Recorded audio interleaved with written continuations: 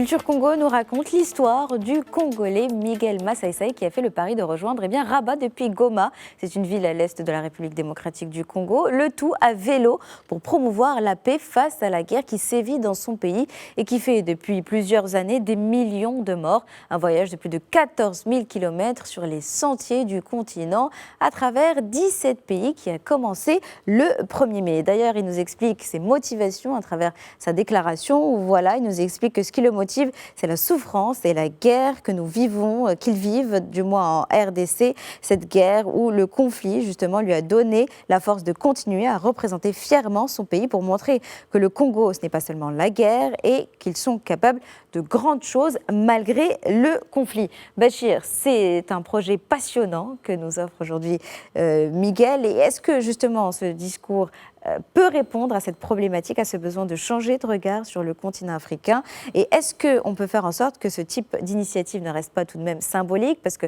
malgré tout, ça ne va pas mettre fin à la guerre, ça va plus la visibiliser. Donc comment est-ce qu'on peut l'inscrire dans une dynamique un peu plus large? Oui, c'est toujours des actions symboliques, vous l'avez dit, hein, je pense que, mais chacun y va d'une approche plutôt unique, quoi. Chacun y va. Parce que moi, ça me rappelle juste la Marocaine Mariam Belkiel qui avait fait aussi le tour de l'Afrique. Elle avait fait 34 000 km dans 33 pays traversés pour, dit-elle, donner l'espoir aux femmes.